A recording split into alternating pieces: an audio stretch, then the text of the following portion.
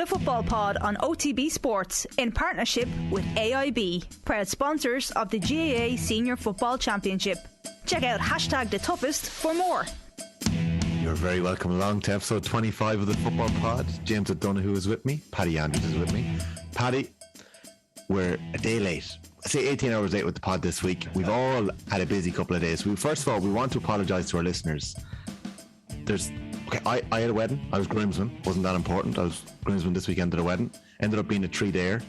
James O'Donoghue was best man at a wedding. We'll come back to that in a moment. James, good advice for all of our listeners out there who may be taking on that role pretty soon. Paddy Andrews, what was your excuse? I was down in lovely Limerick yesterday at the EP.25 Pro-Am, which was a great day. Lots of GAA people there. Bumped into quite a few GAA heads. But it was a brilliant day. We were down at work and we stayed overnight. So that's why I wasn't in shape for recording last night's pod. So none of us were. Apologies. Yeah. You two lads really took the piss now with 3 days. Football Pod should have got an old Pro-Am invite there, shouldn't we? Leave it up to Tommy again. Well, Tommy, that's your bag. To be fair, you boys give me a bit of grief about this stuff. To be fair, Golf Weekly didn't even get a Pro-Am invite this week, and they're pretty much the only golf podcast going in Ireland. So, James, lay it out to me. Jonathan Lyon, an old teammate, a good buddy of yours, got married this weekend. You were best man. Oh, I was. How did it go? We went a few pints Thursday, just to settle the nerves for him. yeah. Friday then, we went up to his place, threw on the tuxes, which was savage touch. Nice. Out to Glimby for the church. Lovely. And then back into Clarny, then into the Great Southern for a great wedding, in fairness. And then back out to Glimby the following day. Okay. It's a big, long few days. Weekend. Been run down now afterwards since a couple of days. Very bad sore throat today. You had a very important role at the wedding. You carried the rings. You had a speech to make. Oh, yeah. Let's not get into the weeds on it, but have you just give one bit of advice to anyone out there who's getting ready to, say the words for their best friend at a wedding soon? What would you say? It's a big ask. I would say get someone definitely to proofread it. two people possibly. And yeah, that's it. Like, did it go down well, Jimmy? Don't lie to us. Did it go down well? Like, were they laughing in the aisles? Like, guys, we're cutting this. Not a fucking oh my God. Way too much. I think that's a no, Jimmy. Okay, let's keep going. Okay. Swiftly on. Okay, let's move past the fear and into the week. This is the weekend we've been waiting for on the Football Pod. We are going to preview in depth Dublin-Kerry. We've left the listeners waiting long enough. We're going to have Galway-Derry, and we've got the Tailteann Cup Final, which I can confirm can go to penalties this week. Rory Gallagher was speaking during the week saying that penalties are wrong, that it needs to be last score wins. Okay, we know where we stand on this podcast. I think we're all in the same boat that we'll take penalties for now. Like last score wins, like sudden death. Next score wins, yeah. Equally as heart-wrenching a way to lose. Like I'm on board with the penalties. I have said that from day one. They're top class. I'm amazed they're still getting so much negativity. Yeah, I think the suggestion is that it's not a true Gael way of ending a contest. Lads, I think we're going to see penalties this weekend in one of those 3 games. The 3 games are so tight. I wouldn't be surprised if we're sitting in Croker watching our second penalty shootout of the season in Croke Park, and that will be phenomenal to watch. You boys are both going this weekend. We are. Double teaming on Sunday, Jimmy. Yeah. You're flying up again. No, it's I'll drive. Okay. Is it sold out, lads? I presume this is going to be a session. The train home, you can't bank on it, like, especially with the risk of a draw. You couldn't even get a can the last time on the train home. Yeah, that's a shame. Absolute joke. Do you know, like getting the train, I should get a few cans. Do you know, we practiced penalties before 19. I think it was 19. Yeah. Were pedos in 19? No. 20. They were in 19. Were they in a 19? No. Were you not just practicing? 20. They were they were in a 20, yeah. Because we practiced them, and we did a couple of penalty shootouts at the end of training. Yeah. And there was a few Panenkas. Ooh. I'd say we'll definitely see it down the middle one. Tell me, the goalies went the wrong way every time last week. without putting pressure on their shoulders, who do you think could take a Panenka? I don't think anyone's doing one bang in the head during the game. Like, I don't think David Clifford takes a Panenka. I think he rockets it into the top corner. No one's doing a Panenka, lads. How do you do it? No, I don't. I couldn't see it. Not in the Kerry Dublin game. Not in the Kerry Dublin it's game. too big. It's too much on the line. Okay. But you could walk on air forever then after. Go on. Who took them in training? Who did a Panenka in training? You're not breaking privilege. No, sure, it's about 5 years ago. Costello would be a prime candidate. No, he wouldn't do it, but if there was someone I had to pick from the Dubs that would do a Panenka, I would probably have Costello down for that. Okay. Yeah, but it's underrated as a possible goal. Like, you know, it's the goalie's gone the wrong way. You have to get up over his legs. But what if he stays, Jimmy? What if he doesn't move and you just chip it into his hand? Oh my God. Aguero did it before for City. Car crash stuff. Yeah. Plenty of footballers have done it. Yeah. Well, what was it? Was it Brian Kelly who told you that they're always more likely to go to their right? A kicker's always more likely to go to their right. When it came to pressure moment and it came to you have to strike it true and on target, a lot of fellas will go across their body, so with the right leg to their left. And he said it's only kind of a fella who has that extra little bit of confidence who'll open up the body. More confidence, yeah. Okay. But it was disproven. Well, in that game, it was almost disproven. But that could be because they had a lot of work done on it. Yeah. You know? Yeah, I'd say they did have a lot of work done on it. Like, what about Shane McGuigan? Shane McGuigan pulled out a wee suey after the win the last day against Clare. Do you think McGuigan could pull it? I don't know. What's suey? He did the Ronaldo. The Sue thing. He did it wrong though. He said Suey. Yeah, okay. All right. Paddy, I meant to ask you, sorry, but the program, we'll just go back to it 1 second. Who was you didn't bump into Tiger, no? I didn't bump into Tiger. I was watching him from a huge distance. Anyone you can tell us you bumped into that you thought was pretty cool? No. Any golfers, no? No. Like when Tiger came out, they're all kind of on in the afternoon, so everyone there was like 20,000 people there, so everyone kind of converged on Tiger. So you actually got a good look at other lads, like, which was good because everyone kind of just flocked over to follow him, obviously. And the same again today, you can see it on the telly.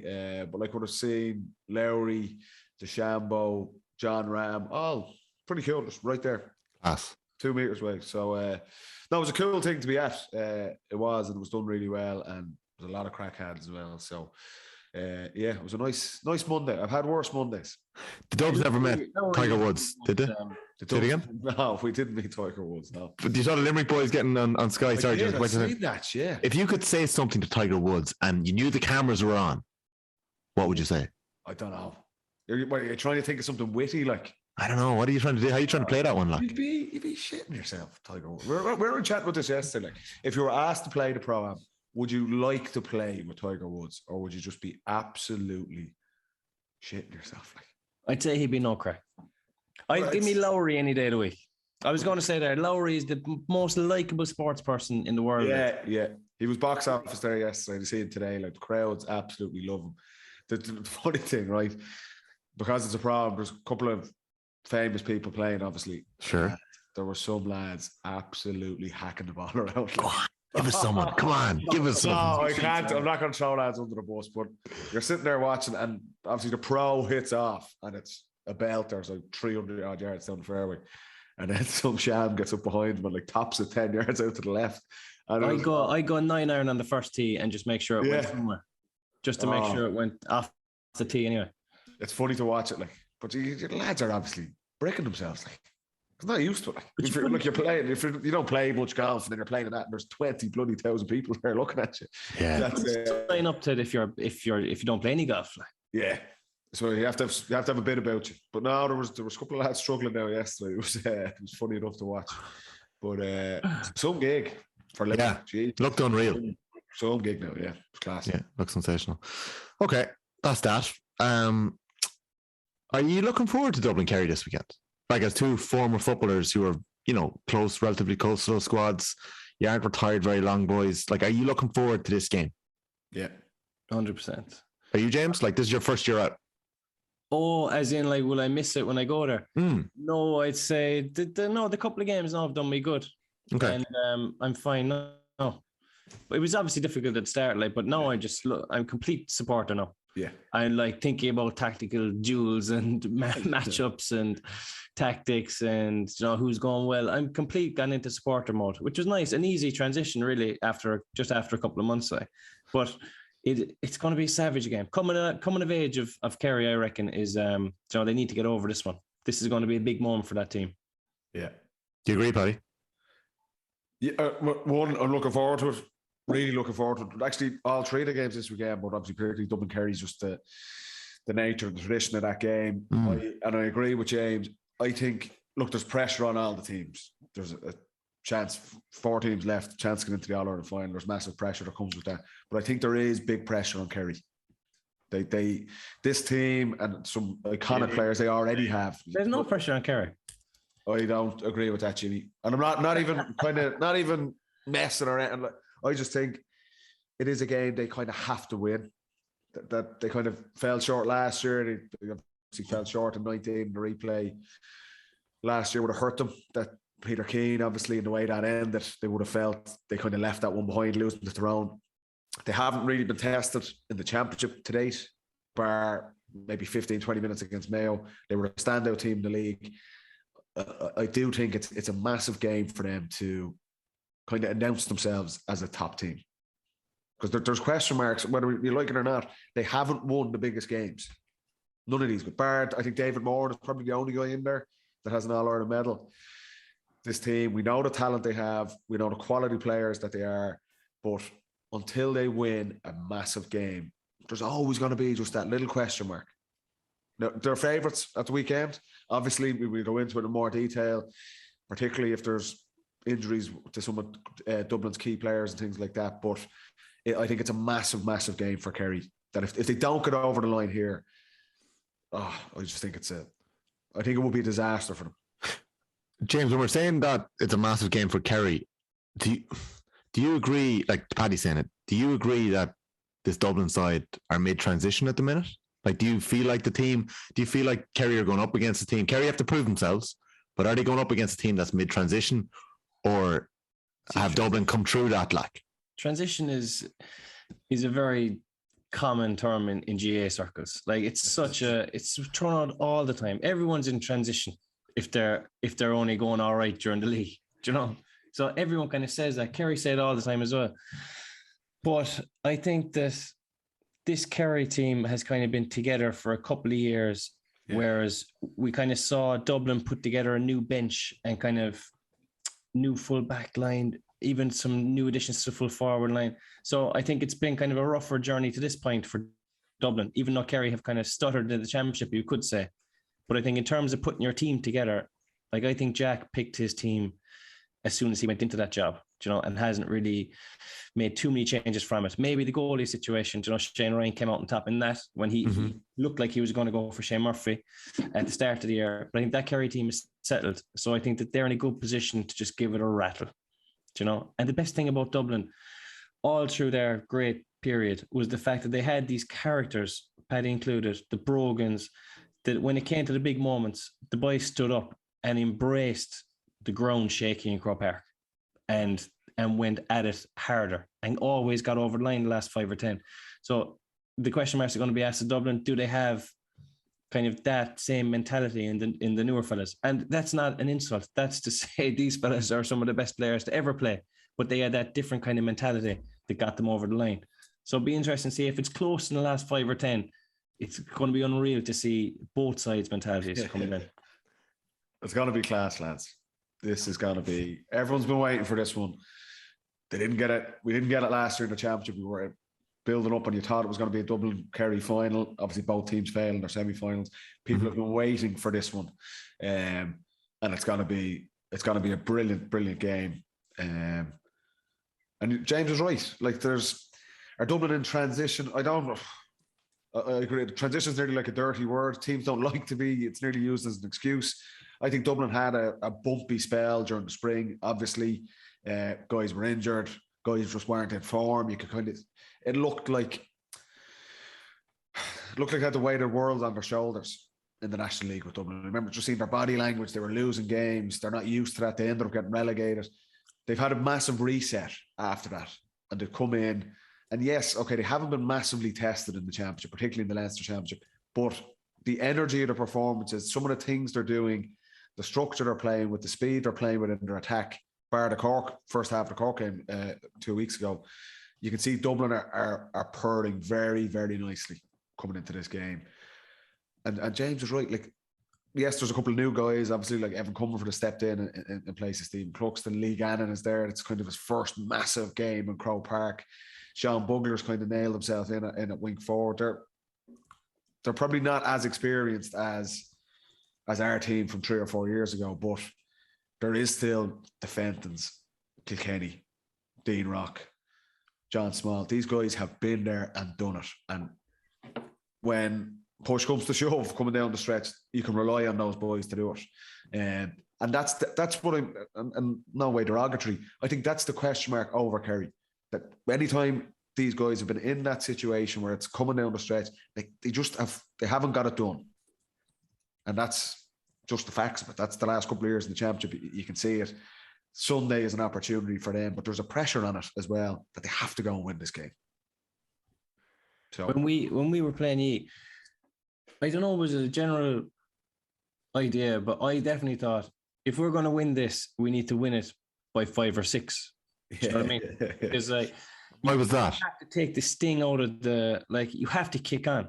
You can't hang on. No. Say if you go in the lead, there's so much noise in that stadium and so much will and so much ability on the Dublin side to come back at you. You almost have to get them at arm's length and far enough away that they can't crawl it back. So I think that Kerry actually have those attributes in this team that if you said, right, we need to pull away now, I think there's firepower there to do that. I hope that's the way they're going at it, because if it gets close and Dublin start putting on attacker after attacker and you kind of start going defensive mind to try and hang on, forget it. You have to beat Dublin. But that's not Kerry's strength either, though. Like, Kerry's strength is being on the front foot, and they have firepower.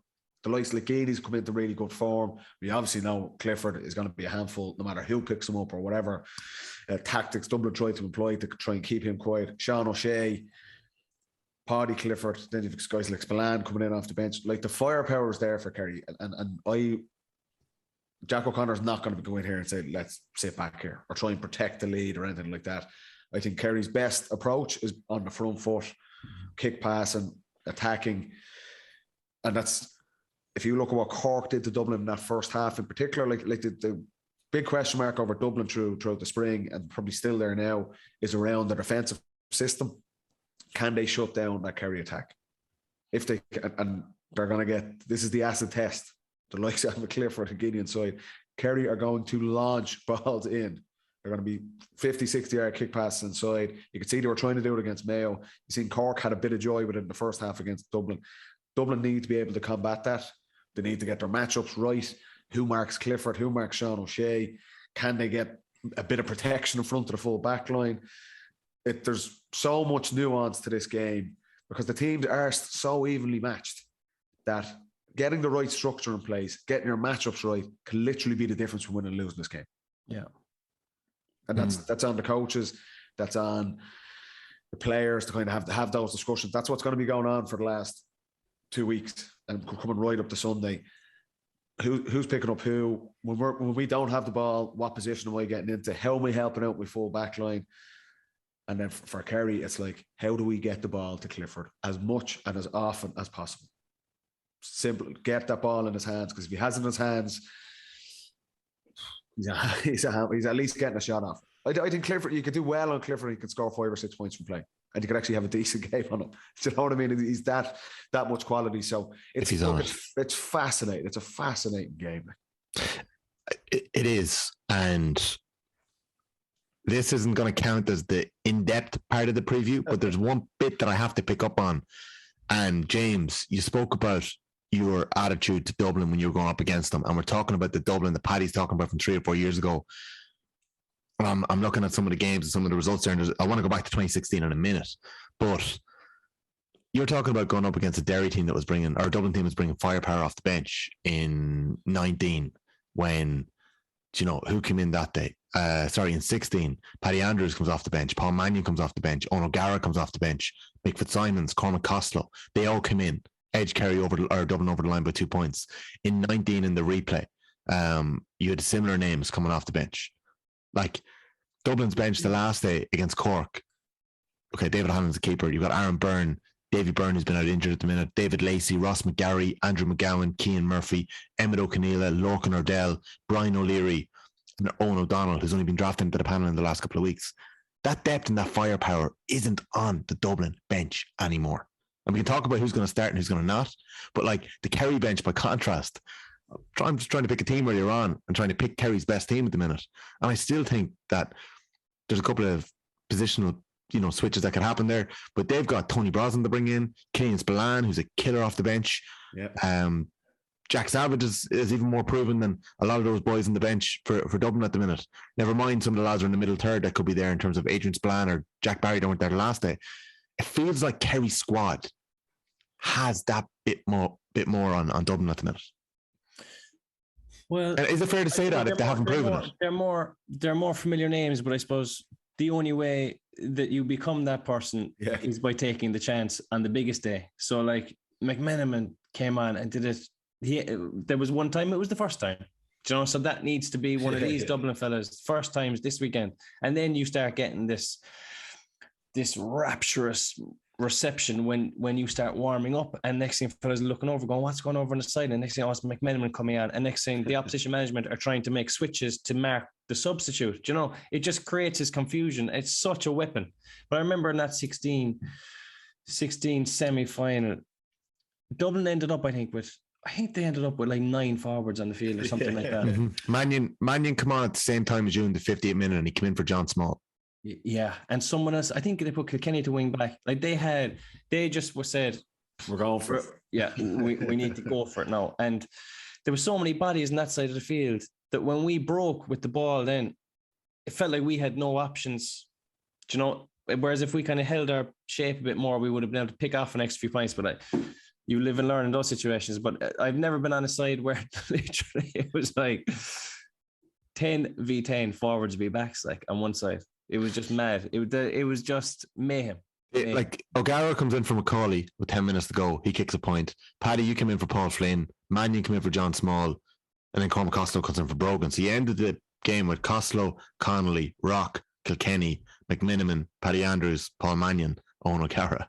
That's outrageous on the Kevin pitch. Keegan stuff, all out attack. It worked for us in the end. In the end. But on that point that James is making there, for those younger guys, and yes, they're not as established on the Dublin bench, and if they're younger guys, we don't know if they're going to have what it takes. But the only way you find out, like if you come on Dublin and Kerry in the championship in an All-Ireland semi-final or final, this is where you make your name.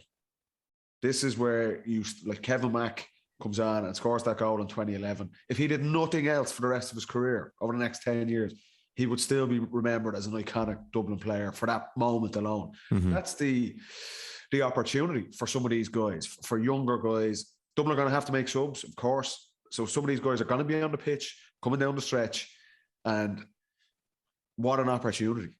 Like for them, I don't think you should be afraid of it. I don't think you should doubt yourself and go, am I good enough? Or, I'm not Kevin McMenamin. I haven't got 10 years playing behind me.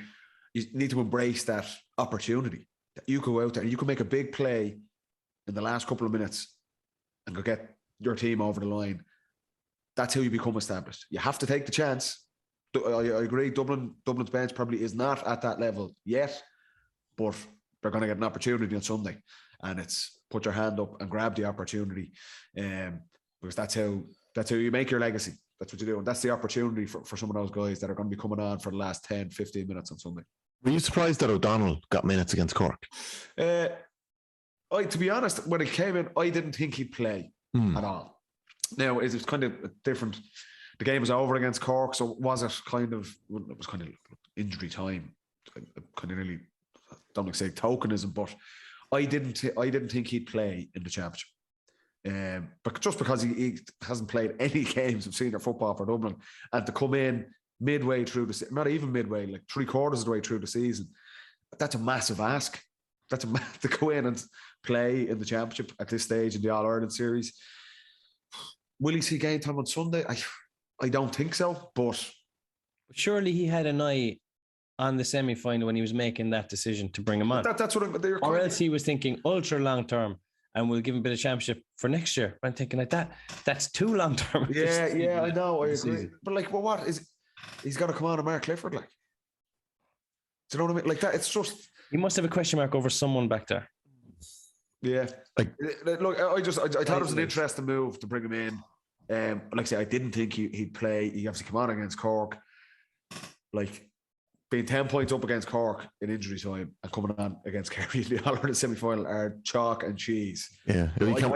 I'd be surprised if he played, but like I say, I don't know. There's obviously some reason Desi's brought him in. So, but in the All-Ireland semi-final, in front of a full house, and you're a Kerry forward, and you see a hurling fullback come on to mark you. No, and he plays up front for his football club team.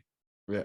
You would be saying, and everyone would be saying, lads, get that forward the ball, because that has to be a mismatch for 5 minutes. They can make a difference. But that's what everyone will be thinking. Like, I'd be surprised if he's playing.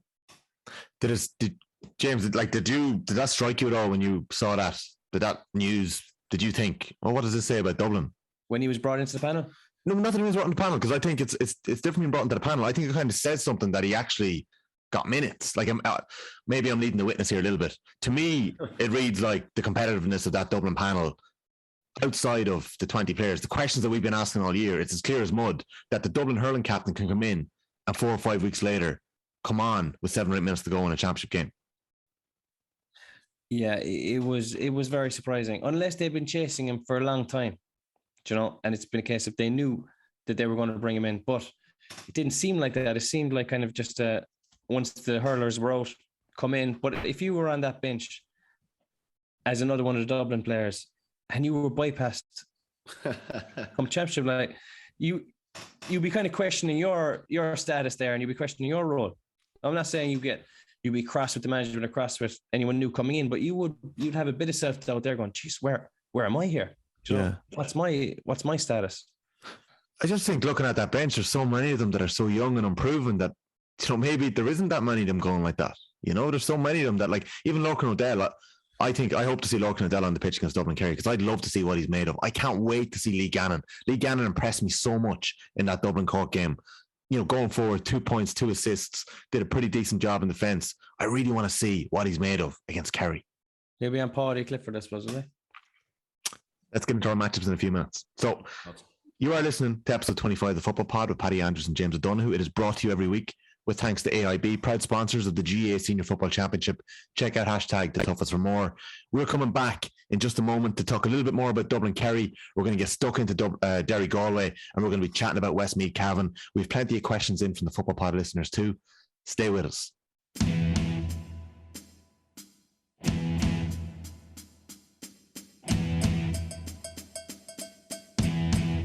You're very welcome back to episode 25 of the Football Pod with Paddy Andrews and James O'Donoghue. Thank you very much for tuning in this week. It is Dublin and Kerry. Where else would you want to be than in between Paddy Andrews and James O'Donoghue, a former Dublin star and former Kerry star. Lads, can I start with 2016? Because I knew it, but it didn't really sink in that the last time that Kerry had beaten Dublin in championship was actually 2009. So for the run through the meetings in championship over that decade, 2011, Dublin won 12, Kerry won 11. 2013, Dublin 3-18, Kerry 3-11. 7 points more so in injury time. That game was a draw game in the 69th minute before McCauley got a paw to that ball and broke it to Kevin Mack. 2015, Dublin 12 points, Kerry 9 points. Second All-Ireland final in 4 years. 2016 All-Ireland semi-final, I'll come back to it in a minute. Dublin 22, Kerry 2-14. It was a draw again going into injury time that day. 2019, Kerry won 16, Dublin won 16, replaying the All-Ireland final, that infamous game, Dublin won 18, Kerry 15, Owen Merchant's goal just after half-time, proven to be very, very much the difference that day. James, when you were in the midst of that decade, and I don't know whether it feels like it at the time, did it feel like you couldn't get past them? Did it feel like they had this 10-year run on you? No, not in the middle of it. Like I suppose the sickening one for 11 was horrible. They all sound sickening. They are sickening. 11 was cat because that game was done. Like it was, it was almost game over before just the break of the ball. I think Declan got concussed and he ended up back in the full back line. So McMiniman got a great goal. And then 13, Sorry. Are you suggesting that Declan was concussed? It was in the full back line because he was concussed? Oh no, he'd be back there anyway. But I thought you were saying he got lost. He got an awful whack he got an awful whack. And then in 13 was sickening as well because we had such a great start and we were well ahead. And then there was a ball. I think someone took a shot, shot. Yeah, and Mannion flicked it in, and that was like it changed on that second. And then there was a kick out in the last minute. I think we were level. So whoever won the kick out, you can almost feel whoever wins this it has it. And next thing it went long and it broke, and Macaulay got an unbelievable hand to it. And we were just caught under the break. I think he was going for a point then, McMiniman, but it dropped in. I think we sorted this last year, Paddy, didn't we? Was it? Or did you give it to him? Cavan still claim he's going for goal. I don't care. It was a brilliant goal. You spoke. It was. Paddy, I'm right in saying that you spoke about the noise that day. It's been one of the most when that goal went in. Yeah, it was 13, wasn't it? Yeah, I'd say that was the loudest ever. Yeah. Loudest you ever heard Croke Park. Yeah, it was literally shaking. Like, yeah, each one of those games, James, they're in the melting pot. Like. Yeah. It's 15. We were poor. 15, we were poor. We were very disappointed with that game because we were going well and we were coming off the back of winning 14. So we thought we should have played better there. We lost by 3, but it was probably even more in that game. Yeah, we felt out of all of them, I think that was one. Like it was only 3 points in the end, but we felt we were comfortably better on the day. All the other games were right to, like, say, 13. 16 we'll talk about. 19 obviously we get away with it at the end, but I think 15, that final, I thought we should have won by more, to be honest. Yeah, it was a poor display by us. We were very disappointed after that one. That was just a sickener, but that was one where you lose a final. I think we were talking about, was it Mayo, kind of like all you can think about is getting back to a final then, and you can almost skip the steps of the process to actually build your team to get back up there. And I think that actually happened to Kerry after 19. Lost the final and just in a rush to get back, got caught. Yeah. So it takes excellent kind of mental strength and a nice, good, long plan to just go step by step, get back to where you were. Because it can knock you for 6 losing a final. There's nothing worse. Was every win, Paddy, over Kerry? And I know someone were All-Ireland finals and semi-finals, so they're very, very important, these games. But were they very, very sweet? Because, Kerry obviously had such a strong hold for quite a while before that. Like, even 09 was, I know it was a bit of a freak, but like you boys were hammered after that, 124 to 1-7, and you were hammered afterwards by, I suppose, your own supporters, the media really. Shambles, like, our performance. But did you read into that? Like, after that, was any of it extra sweet, or we're beating Kerry here? Did it matter? No, I just think, if we're playing Kerry, it's generally it's in a semi-final or final, so it's a massive game. So there's relief that you kind of get over the line. You're playing one of the best teams with some of the best players in the country, so there's always that. You're proud if you win that game. You go, right, we're testing ourselves against the top players here, and we've come through it. But then also, look, like there's no getting away from the tradition with Dublin and Kerry. It is just a massive game for. We would always say, one of our selectors, Declan Darcy, legend of a coach, was always like, your legacy as a Dublin player is based on these games, not National League games, not Leinster Championship games. It's when you played Kerry, what did you do?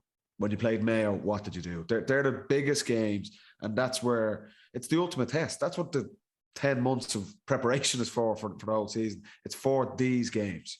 More so than, okay, Dublin Cork was grand. Leinster Championship, we've spoke at length about kind of how poor, I suppose, that is across the board.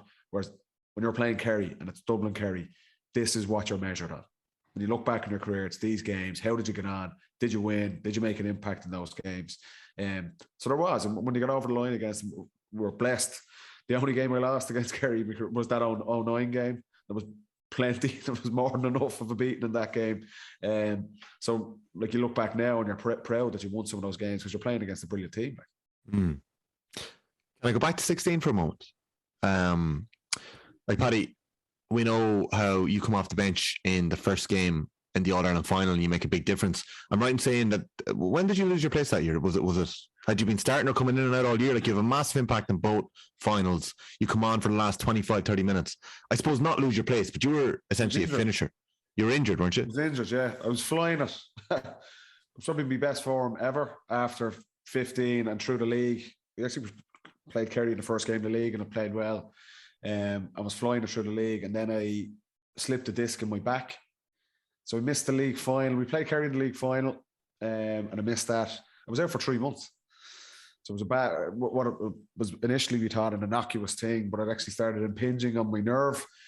So it was kind of shooting pains down my leg. So a couple of weeks, I thought initially ended up being over 3 months. So I only got back kind of togging out around the quarter-final stage. Didn't play any of the Leinster Championship. So that was hard, yeah, because like you're in good form, just got a bloody injury. Look, that's just part and parcel of it. So come on in the quarters and come on against Kerry that day, come on in the final, obviously, and then started the replay. So yeah, that's how I was out of the team for that now, yeah. And you worked your way back into it. James, you're named to start that day in 16, and Kerry and Dublin both make a clatter of changes before the game. Michael Darragh-Macaulay is named to start instead of Bastick, and Kevin McMiniman is named to start instead of Mannion. You're named to start. I don't know whether you're dropped or it's an injury thing, but no, I was never starting. I'd say what happened was Maher comes in to midfield and Donaghy goes to full forward. Yeah. Darren comes into the half forward line and Aidan O'Mahony. Yeah, I had the 2 shoulders done that the winter before, so I missed the whole league. And I came back. My first game back, I think, was with Munster final, and I came on, and then it was like get some minutes in, and the quarterfinal was against Clare, so I played the Clare game, but then I was never going to have enough to play the Dublin game. But yeah, I think came out about 20 to go, I'd say, maybe. Yeah. Yes. But I wasn't in great nick at the time, you know. But that was you had a nice haircut. Did I? I watched the back earlier on. It was a championship haircut anyway. Like, I don't know, it was shaving the sides, swept to the left a little bit. High fade. Paddy, I don't think you cared too much about the haircut that day. It wasn't, or maybe it was done the week beforehand. But James has definitely had been done that Thursday. I didn't get that morning. You have to do them in the morning. Oh. Did you? No, you didn't. Did you? No. So you kind of knew going into that you weren't going to be starting, but you'd be getting minutes. So you both get. Paddy gets 45. He's in. You come in on 50. Paddy, you come in on 45, right? And Dublin started that game exceptionally well. Kerry missed a couple of early chances. They're 4-0 up. Kerry get back into the game. 2 goals. Stealing a Cluxton kick out. Gainey intercepts, plays it in. Darren buries it, and then an Anthony Maher the ball dropping short, and Gainey gets a hand onto it with Cluxton. I watched that a couple of times. I'm not sure that went in, and the umpire was so sure. Darren Maloney is so sure on commentary. I still can't figure it out. Philly gets booked for eating ahead of the umpire as well. But yeah, 2-7, 2-8 to 9 points at halftime. But that was the first game. Well, the first time the press and the kick out went exactly according to plan. Really? I think it was 2 or 3 kickouts in a row just before half time. Yeah. At a great time. 4-4-4, yeah.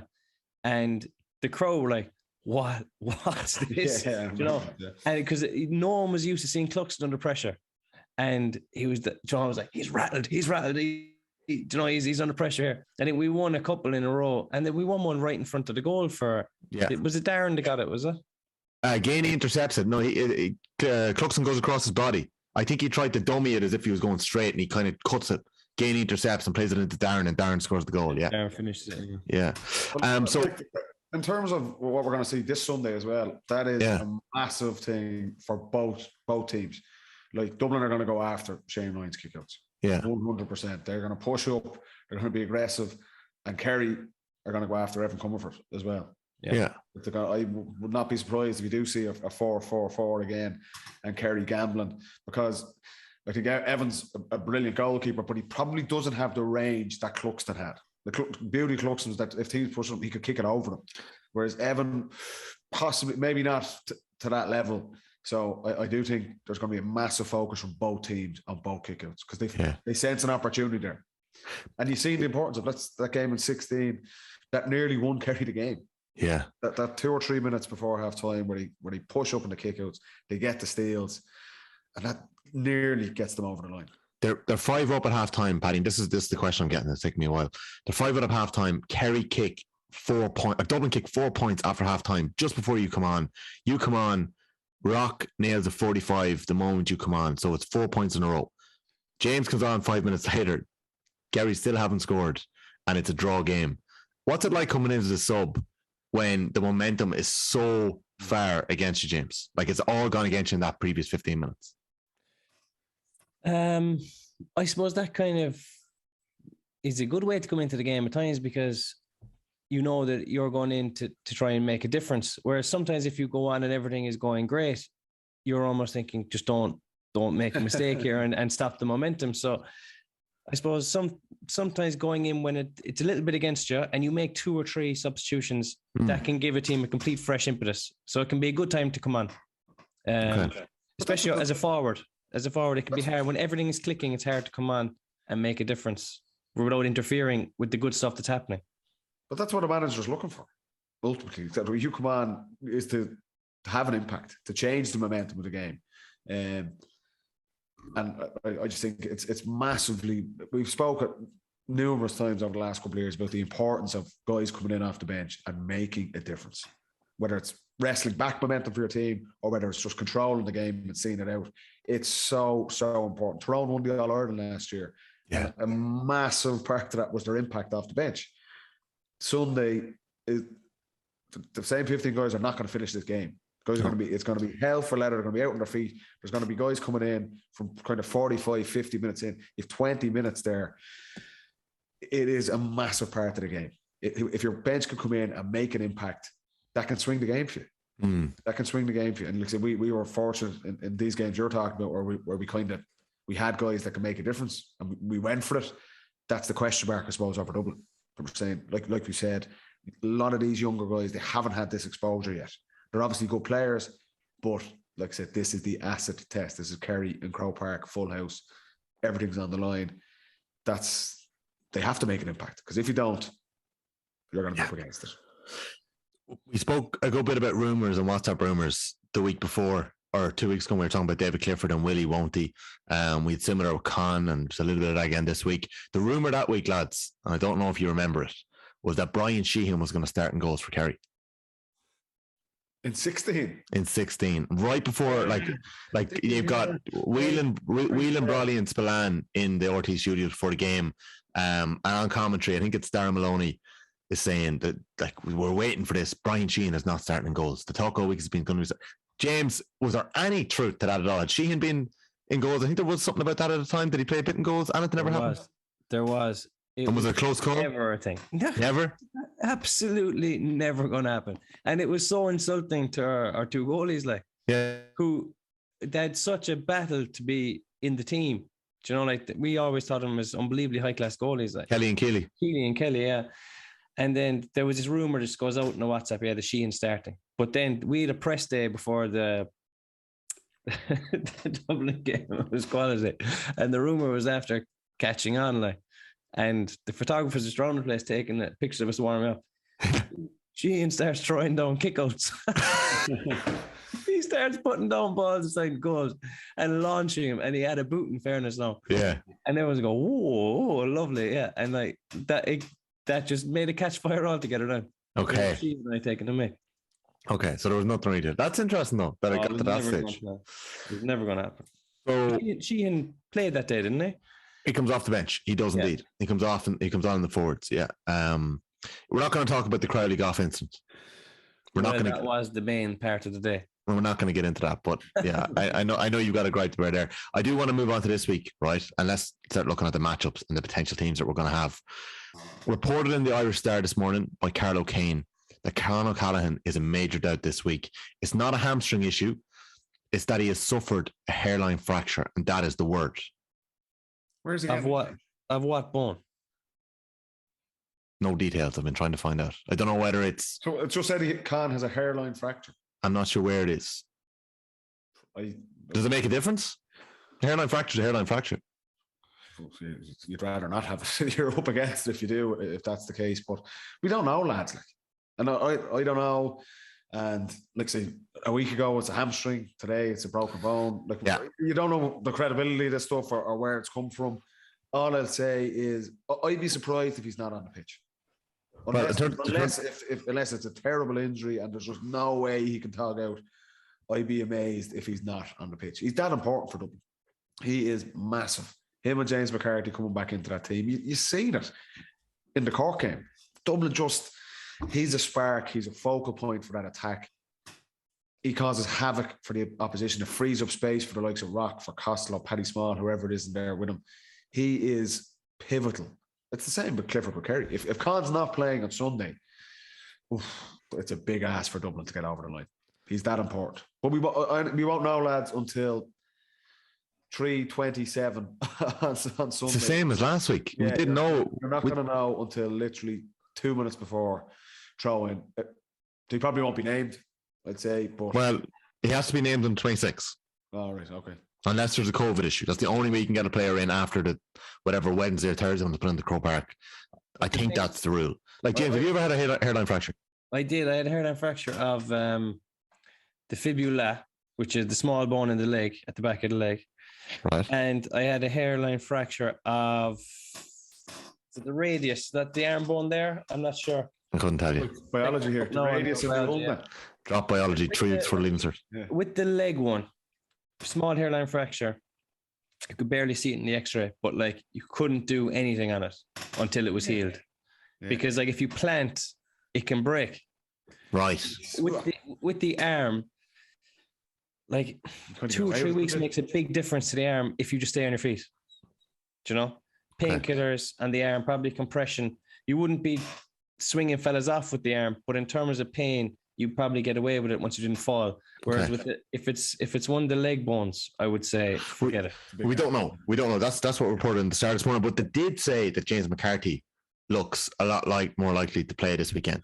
So for him, for Dublin to be out without McCarthy and Con would be an absolute utter disaster. But James McCarthy coming back would be a massive bonus too. Isn't it such a pity that we're not going to get Con against Clifford this week? We don't know. If we don't. If we probably will. It's for me, they're the two best players. We don't get enough opportunities to see both of these guys go up against each other. They're the two best players in the game. They're the leaders on the forward line of their teams. They're the game changers. They're the match winners. I think we will. I think Clifford coming through the Mayo game. I know he's maybe a little knock at the start of that game. He probably won't 100%, but he'll be a lot better for that. He's going to be box office, and Connor's the same. He's that important for Dublin. I don't know whether I don't have any inside info on it. I'm just kind of hoping, but I expect that he'll be playing. Okay. Can I run through both 15s and you stop me if you'd like to make a change? The probable 15s. Okay. Let's act like they're starting and let's roll with it. So I'm going to go Comerford in goals, Merchant, Mick Fitz full back, Lee Gannon number 4. Is Brian Howard likely going to line out number 6 with Small right wing back and James McCarthy left wing back? Are you getting Johnny Cooper into that back 6? I think Johnny Cooper could start and McCarthy go midfield instead of Tomlin Hiff. I would maybe. That's what I'm looking at. Okay. I was thinking, James McCarthy go midfield. Okay, so Fenton, McCarthy midfield. Are you putting Cooper 6 and Howard 7? Is that the way that's going, or is Cooper in your full back line? Can't see him in the full back line. I'd say he could even play 7. Cooper wears 7. Yeah, he can play 7 too. He can tuck in there, maybe cheat off one of the Kerry forwards and act as a bit of protection. I'd say that'll be your half back line. Cooper, Howard, Small. John Small will be marking Sean O'Shea. Yeah, you'd expect that, wouldn't you? Yeah, they've done that a few times before. Are we looking at a half forward line of Scully, Kilkenny, Bugler 12? Is that the way you'd look at it? I know Kieran's been wearing 12, hasn't he, a bit? Yeah, possibly, yeah. And then now I have questions about this. I'm going to say Costello, Con, Dean Rock. Yeah. My question is, Paddy Small, there's such a benefit of having a left-footed forward on a pitch. Yeah, that's not going to matter. It's more, I'd say that's the forward line. Okay. Looking at like Paddy Small to come in with impact off the bench. He's that type of player. He's the type of player Dublin need coming in off the bench. Pace, strong, direct. He could be a guy for 20 minutes to go. And of course, depending on if Con isn't named and isn't fit to play, Paddy Small would start, I'd imagine. Okay. Then you're looking at the half forward line. Scullier has kind of been in and out of the team. I think he'll need to play. I think it's a big game for him, and he's an important player for Dublin. So, look, if that's the full deck and there's no injuries, I'd imagine that's how they'd line up. Okay. Were you saying 11? I was saying Kilkenny 11. Like Kilkenny is the. Oh, so who are you saying 12? Bugler 12. Bugler. I don't know. Maybe Bugler will go 11 and Kilkenny will go. So I just think with the matchups with the Kerry wing backs, I'd be slipping a Bugler out in the wing maybe to free Kilkenny up to be that link man. And then let's just try 6 suggested subs. Paddy Small, Lorcan O'Dell, Tom Lahiff, Davy Byrne if he's fit, Aaron Byrne, Owen O'Donnell. I'm only saying O'Donnell because he came in the last day, but they're kind of the lads you possibly looking at. Let's move on to Kerry, right? Shane Ryan and goals. If Graham O'Sullivan's fit, he had been very good up before the Mayo game. I know Paul Murphy started ahead of him. I think there was an injury issue there. I don't know how serious it is, but imagine Graham started too. Oh, Graham started. Who did Murphy come in for? Did he come in? No, he didn't. Came on as a sub. Oh, he came on as a sub. So Graham O'Sullivan, Jason Foley, Tom O'Sullivan, Brian O'Buglia, Tadhg Morley, Gavin White. Is Jack Barry going to be back? Would Jack Barry start if he's back, or would you go with David Moran and Diarmuid O'Connor again, James? I go Jack Barry on Fenton because for some reason Jack Barry loves that matchup. He does. He's the only man in the country who can look after Fenton. Did you ever chat about that? Well, it was a case of Jack will look after Fenton. We kind of had, I suppose we did. It was never said about Jack has it over him or anything. It was just a case of, right, Jack, you've that job. And he likes that kind of zone in. Some fellas like to zone in on one job, especially in a massive game. Yeah. Give me something to do. I think it's important that he plays. Yeah. This particular game. I thought David Moran was excellent against Mayo, but I don't think this is a game for David Moran from the start. But Paddy, if you're saying, right, the Dublin are going to press Shane Ryan's kickouts, you'd like to be looking out at David Moran if you were him. Yeah, look, David Moran is a brilliant player. He's been a brilliant servant for Kerry, and like I say, he was excellent the last day. I just think with the dynamism needed around the pitch in this particular game, I don't think that's his strong point. And I think Jack Barry is he's nowhere near technically as gifted as David Moran is, but he's a stopper. And we said that's a key difference you feel with Kerry this season, that there's a mentality there around hard work, there's a mentality around defence that Paddy Tally's obviously brought in, and they look a lot harder to play against than they have previously. And I think Jack Barry does that better than David Moran. And I think that's just a really important thing around the middle third on Sunday. Jack said that. I think he's a massively important player for this game for Kerry. Jack O'Connor said that Jack Barry strained his calf and Adrian Spillane strained his hamstring in the last week or so. It's sort of in a race against time. So if Barry isn't back, do you start the week before the Mayo game? Week before Mayo. Yeah. Oh, sorry. The week before Mayo game. Yeah. 3 weeks at least. So you'd imagine they both have a good chance. If it was a grade 1 tear, you're talking 3 weeks, you'd be fine. You're in the mix. If you're looking at grade 2, you're out. And if Barry's out, are you starting Spillane instead of Moran when Paddy's suggesting the horses for courses? I think he'd start more. If Barry's out, I think he will start more. Oh, you okay?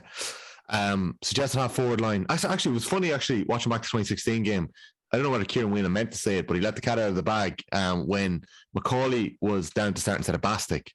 Whelan said he was speaking to Fenton last week. And Fenton said that he preferred to play in midfield with Dennis Bastick over Michael Darragh Macaulay because Bastick, when he played, obviously dropped a bit more, so Fenton could be the attacking midfielder. And when Macaulay started, obviously Macaulay was the go forward man. Fenton's role obviously changed. So I don't know whether he'll feel like that with Macker in midfield, Jason McCarthy midfield. Is it McCarthy then tasked with the more defensive stuff? They're obviously both so dynamic if they're both in midfield. Yeah, I think Dublin are going to play with 6 forwards up to challenge Kerry's defence. I think Morley will probably pick up Kilkenny. That's generally how it's gone in the past. But then they're going to Tadhg Morley's been doing an excellent job of kind of sweeping up in front of that full back line. They won't have that luxury of having a +1. They'll try and engineer one. That's like a Jack Barry, get him to drift back and maybe he can sit in front. But with McCarthy, look, he's naturally a defender, so he complements Fenton well. Fenton's best going on the front foot, but you've got to look at trying to protect the full back line and David Clifford. Like, that's Dublin aren't going to sacrifice and go, we'll only play with 4 forwards and we bring 2 sweepers back. They're not going to do that. But you need to have support for that full back line. That's kind of just general rule of thumb, but particularly against David Clifford. You can't, if you say Mick Fitzsimons, you pick up Clifford, you can't just say, Fitzy, you deal with that on your own. I don't think there's any defender in the game that can do that with Clifford. You need support, and that's around McCarthy, and that's why I feel like Johnny Cooper will probably play, because he's so experienced in that kind of structure. He knows where he needs to be, particularly like Kerry are going to target that. They're going to pepper balls into the full forward line. So McCarthy kind of naturally can drift back, maybe free up Johnny to kind of sit back in front of Fitzsimons and Lee Gannon. So that's an important thing for both teams. They won't have sweepers, but they'll try and engineer sweepers as the ball comes to the pitch. They'll try and get someone to drop off to support the full back lines. I think that's interesting. Yeah. Don't seem to have 6 marking backs there that we've named out. You know, like Cooper wants to sit probably. Yeah. His days of tight marking, realistically, his experience now is going to be a sit back and protect everyone else, kind of a role. Did they end when he got sent off with his tight marking against David Clifford in the first game of the 2019 All-Ireland final? He was obviously tasked with the job that day. Yeah, that was a horrible gig. And it was a wide open game at the time as well. Yeah. But no, Cooper's a brilliant marker, but I just think that like his best attributes now, due to the massive experience he has winning All-Irelands and everything, is to probably organise. Because at that game, National League game in Tralee, Dublin didn't have any protection whatsoever. No one was really kind of looking to sit back or help anyone else out. Whereas Cooper would be far more into the team defence, which you need. You could see it in Newbridge, Paddy, couldn't you? All the organising he was doing in Newbridge that day. It's so important at this stage of the championship, and we'll talk about Derry Galway in a minute as well. You're playing against the best forwards, like absolute stone cold killers in full forward line at this level. You need guys.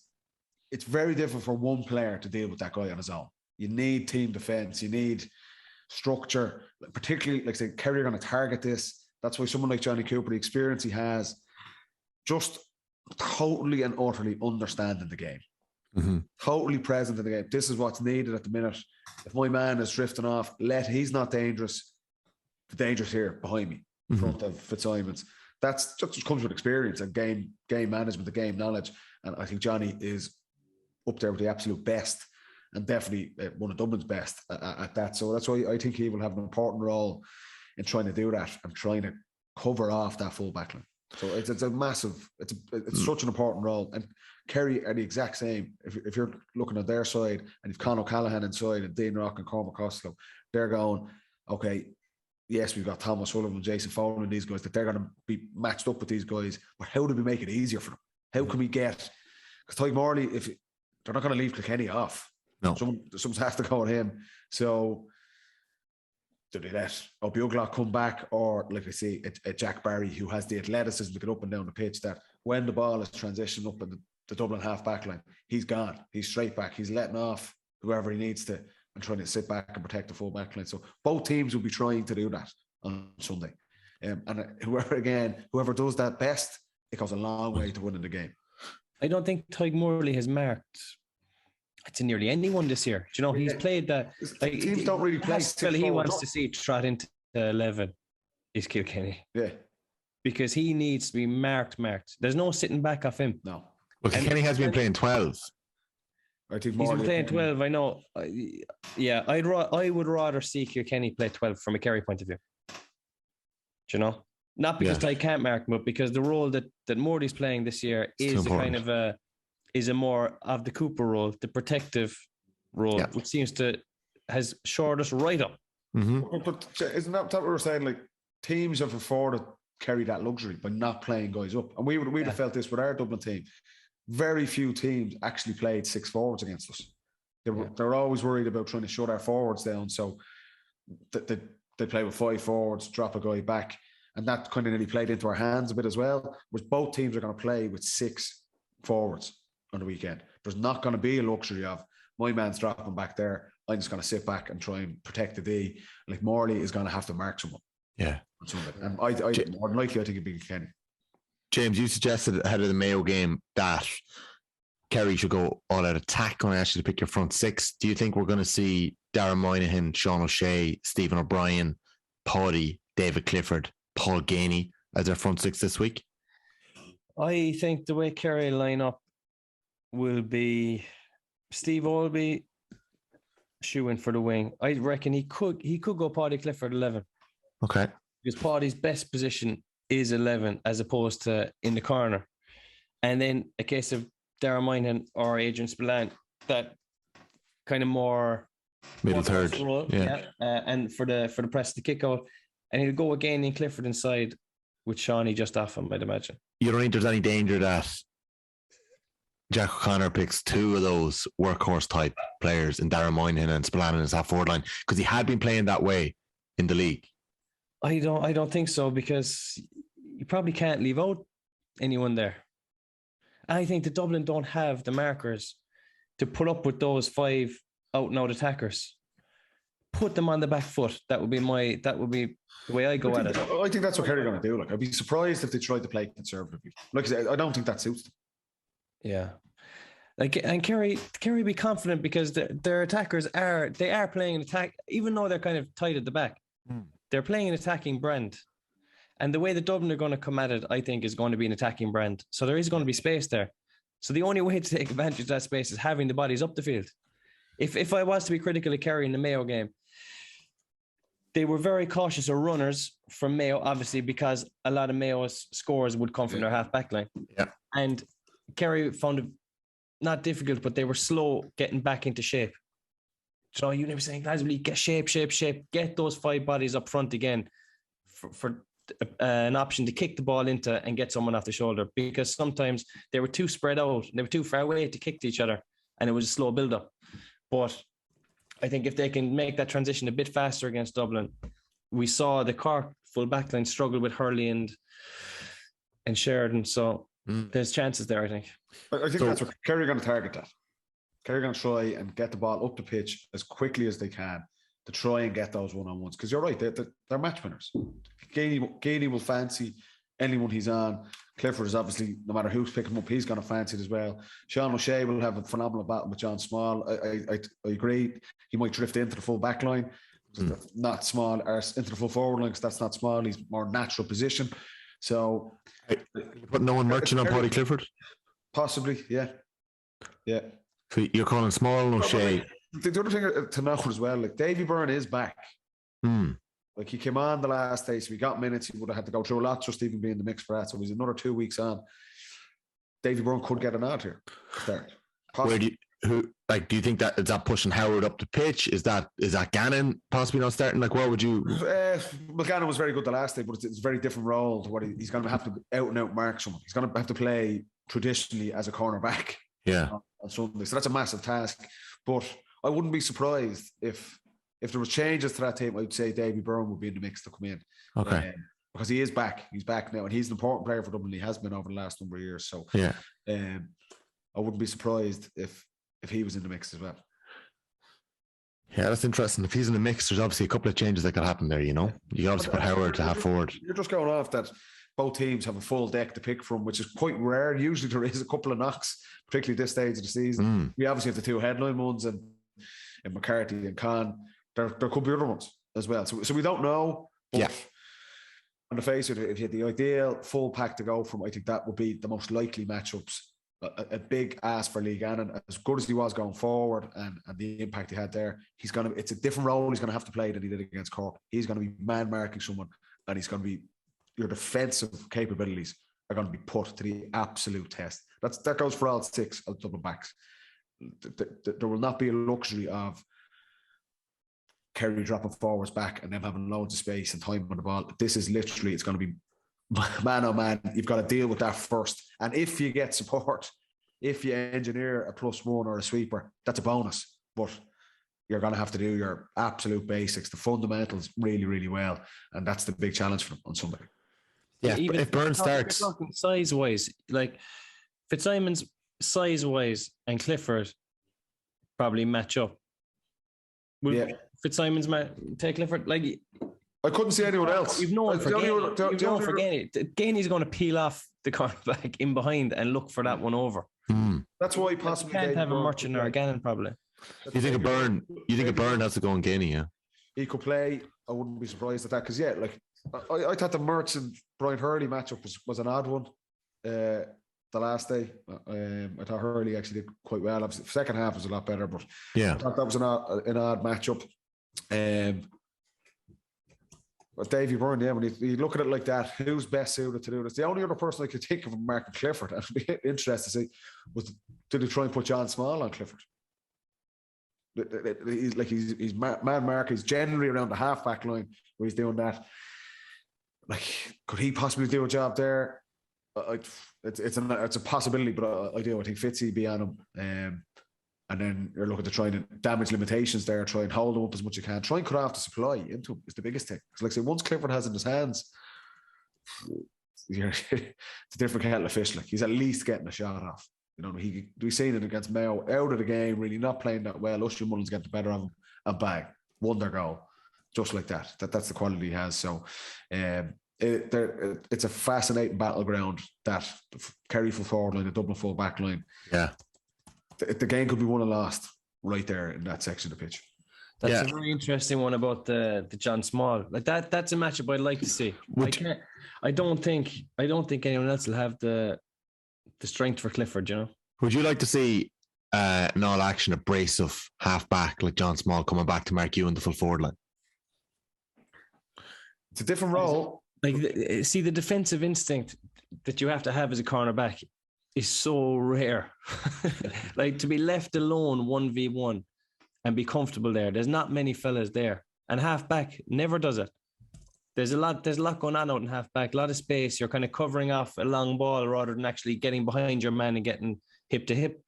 So if a wing back did come back, you'd be fancying your chances unless they kind of gave you reason for otherwise. But I think John Small is more than just a halfback. He is a defensive animal. He's a defensive animal. Yeah. And his strength and power and everything. That's different. He's a pig of a man. Yeah. Are you putting Tom Sullivan or Graham Sullivan on Cormac Costello? And who is on Dean Rock? I'd have Graham on Rock. Okay. And then I'd have Tom Sullivan on Con. On Costello? No. On Con? On Con, yeah. I didn't expect that. Tom would be the number one marker back there. Thomas wouldn't be on Con, yeah. I thought it would have been Jason Foley, lads. No. It never has been to date. These teams play each other all the time. So you kind of know matchups that are just the same all the time. I think Thomas Sullivan's their best defender, so he'll go on Dublin's best forward, which is Con. So. And Tom has gotten that. The first time Tom's been left off the leash was against Mayo last week. Before that, he was really doing man marking gigs. So he's been given that, said, you're doing the man marking job, and he's playing very well at it. So yeah, I fancy him on to take up Con. With Morley covering. I think Morley's going to mark Kenny. Okay. Depends on what they do with Howard. We kind of just said there that Howard won't be in those six backs. So if he plays in half forward line, he probably won't play as high, will he? He'll kind of come back a bit. Somebody's going to have to tag Gavin White. One of these Dublin defenders have to tag White. Bugler maybe. Or Scully if he starts. Yeah. If you start worrying about halfbacks, though, you're in dangerous territory. But you had to about Jack McCaffrey. You did, and that didn't that work. Was shambles when Kerry tried to do that. It doesn't work. Jack scored really. Okay, yeah. No, their forward play. Yeah. No, I don't think Dublin they'll have a tactic that when he gets it, they'll know what they're going to do. But I don't think they don't put a man marker on him. Okay. Anything else before we move on to Galway-Derry from these two that you want to touch on before we move on? No, I think Kerry haven't beaten Dublin since 2009. This Kerry team haven't got over the line in a big game yet, I feel. This new iteration of the Kerry team. Jack O'Connor's been brought back in. He knows the crack. He's won All-Irelands with Kerry before. Their target, without a shadow of a doubt, is the All-Ireland. And this is a massive, massive test for them. And until they win a game like this, and until they win an All-Ireland, that little question mark is always going to be there. it's an opportunity for Kerry to answer that on Sunday. But on the same side, it's an opportunity for this new Dublin team. And this is Desi's team. You know, this is the third year there. He's brought in guys, lots of our shams have retired. We've moved on. It's Desi's team. It's a new Dublin team. And it's a massive opportunity for them as well to go, we'll take out Kerry. And I think before we go on to the other game, whoever wins this game is going to win the All-Ireland. I feel. I think these two teams are a step ahead of everyone else in the championship, and including Derry and Galway and that. But it's a brilliant game. What a game to look forward to. It's going to be a phenomenal game. We can talk for hours and hours about it. There'll be a massive crowd there. And I hope we see all the best players. Not just as a Dublin fan, but you want to see the best players in the pit. So hopefully Con and James McCarthy, these guys are there. So, James, any last words before we move on? Last words, I suppose. You have a decade of losing to the Dubs. What's that? I said you have a decade of losing to the Dubs behind you in championship football. Yeah, I don't think that this Kerry team is going to take any baggage with them. And I think that Dublin's weakness is in their full back line. Kerry's strength is there for forward line. If Kerry can get it right and getting ball in hand to Shawnee Shea, Gainey and Clifford, then I think they can have that pull away gap of the 4 or 5 points that would stop Dublin having that surge. It's going to be an unbelievably hard game for both teams, but I think I would have Kerry favourites. I'm hoping to Kerry in the hoodoo Sunday. Okay, let's move on to Galway-Derry. What are we expecting here, Paddy? I think it's going to be an unbelievably tight game again. Derry were probably the most impressive team from the quarterfinals, but they probably had the easiest draw as well. But in saying that, they executed their game plan. They were ruthless. Like I say, the goals they're scoring. They will look to Rory Gallagher will have a plan for Gleeson's kickouts. They'll go after that. They'll have a plan for the Galway attack, the likes of Walsh and Comer. But now Galway's big plus is that guys like Tierney and Finnerty stepped up the last day, and it wasn't just for years. It's Conroy, Walsh, Comer. Yeah. Last day against Armagh, it was Killian McDade. It was Finnerty, Matty Tierney. So that was the massive plus for Galway. But Derry will have a system to shut those guys down. We just lost Paddy there for a second, James, so I'm going to try and add him back in a second. Don't know what happened there. Maybe his laptop died. Did I just see you go get your charger? I just caught it before it went. There you go. It's the same thing could happen to Paddy there. What do you expect will happen between Galway and Derry this week? Well, I think the Galway are going to play the exact same way as they did against Armagh, which was they got bodies back. They were patient in attack. They didn't rush their attack. They didn't kick a lot of ball away. They played a very different style to Armagh, which would be a similar style to Derry, I reckon. Whereas they kind of carried a lot of ball up, got a lot to Shane Walsh on the left-hand side, were clever with it, minded it, and then got good quality shots off through Finnerty, Tierney, as Paddy was saying. But those fellas can kick. And when you're patient in attack and make sure you get a shot off, they have a great chance of scoring. So I know that Derry have been unbelievable this year, but I think Derry's main kind of attacking thread is through getting goals and knocking the life out of the opposition. I wonder, is there enough of a point kind of damage? Can they get enough damage through points if the goals aren't going in against Galway? That's the question. Yeah, that would have been the question I would have had a couple of minutes into the Clare game as well. I was looking at that game thinking that Clare actually had set up relatively okay in the first 7-8 minutes. I think everything was going to plan for Clare. No, it wasn't even 7, it was 6 minutes before that kick out. Yeah. Scuppered everything, and that just infects a team. And Conor Glass burst through a minute later after the Heron goal and buries it to the back of the net. And Derry were awesome. Those goals, all top corner. But in that first, Derry knew that they were the better team. And Derry probably knew there was goals on too. They did. And that can give you impetus to go for the jugular when it's on. Whereas if you're playing a team that you fear is of the same standard of you or maybe better than you, you can take the safe option. Do you say, right, we'll chip a point here and get back, press the kick out. But against Clare, that Conor Glass goal was unbelievable. But they had a chance to take a point a couple of times in that move, but they went for the goal. Mm-hmm. Same with McKinless. So they could have taken points and they went for goals. I think that they'll have more respect for Galway in that they won't want to waste as many attacks. They'll want to get points on the board. So I can't see them having an absolute goal surge against Galway. Plus, I think Galway are probably a bit better defensively since they went to the kind of more defensive approach. Yeah, I'm not going to say Galway have huge questions to answer defensively, but what I am going to ask you is, why have Galway allowed Leeds to slip? Like 5 points, 6 points up on Mayo. Mayo get it back to a point, possibly could have got over the line. They're 9 clear Roscommon. The Rossies get it back into the mix in the last couple of minutes, probably left it too late. The Armagh game ebbed and flowed so much that it's hard to even know who was leading for half of that game when you're thinking back on it. Are there questions about Galway here that, Derry can target them, Roy Gallagher can target their defence in any way? Or have you been impressed by them? Well, first things first, when you're up 7 or 8 points like they were against the Rossies, and they were up nearly that against Mayo, and they went up 6 against Armagh, the opposition has absolutely nothing to lose. It's like being 2-0 down a soccer match. It's easy to play when you're that. Okay. You're going to bomb on and you're going to go for it. That said, Galway do have a weakness, probably aerially, between their goalkeeper and their fullback. That is going to be an issue for them.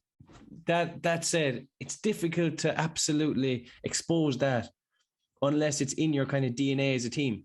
Like when we were with Kerry, if an opposition had a poor fullback in the air, or maybe their goalie was a bit susceptible to it, we had Donaghy as a ready-made asset. But you can't just create that out of nowhere. You can't just say, right, McGuigan, stand in the square there and we're going to launch ball in on top of you and Gleeson. That's not going to happen. It's pity Gallagher can't fly Callum Brown home from Australia. He obviously scored 4 goals the weekend. Big man to play inside. Yeah, no. But they don't have that. It doesn't feel like unless we've been waiting for Anton Tohill to come in and he's going to play full forward the next day, He'd do a job. But no, I think the Derry will do what they always do. What they've been doing this year has worked for them. Sometimes you can read too much into a weakness from the opposition. You can say they're weak here. Let's put all our eggs in that basket. Whereas sometimes you have to think, right, we've gotten this far on merit. Let's keep doing what we're doing. If we had to say what can Derry improve on, it has to be kicking points from the right range. If they're in the areas against Galway and they're kicking them short or they're kicking them wide, and Galway break on them, they're going to be under pressure. They won't get as many kind of chances as they would have gotten against Clare. Simple as that, I reckon. Paddy Andrews, we have you back. There's a bit of a laptop malfunction there. Give me time to throw my charger in. I was on 9% myself. Little water break as well. Half time. Galway-Derry. We touched on it briefly there. We went on without you for about 3 minutes. Thanks. It's the only time on the football pod we've ever gone without one of our teammates. Where do you think Derry-Galway is going to be won and lost? I think Galway are going to win this one, lads. And I don't think Derry are going to score enough to win this game. I think Galway have been impressive and they've gotten better with each game. I thought they were a much better team than Armagh, although they almost threw it away. They've had kind of sloppy finishes both in the Armagh game, obviously, which they got away with, and the Connacht final against Roscommon. But I think the template they used against Mayo and Castlebar, that kind of defensive solidity that they have, that they definitely added to their game from what they previously had. I think they'll use that this weekend, and then they're relying on, like, Galway have match winners. And like you were saying earlier, it's not just the Walsh and Comer show anymore. They have a more than capable supporting cast there. And I thought Killian McDade was outstanding. Him and Paul Conroy in the middle. They're going to have an unbelievable battle with Conor Glass there for Derry as well. But Derry's greatest strength is being able to shut teams down. They target the opposition's best players and they have a plan for them. And Rory Gallagher will be no different this weekend. But I just think Galway have a little bit more firepower that's going to get them over the line here.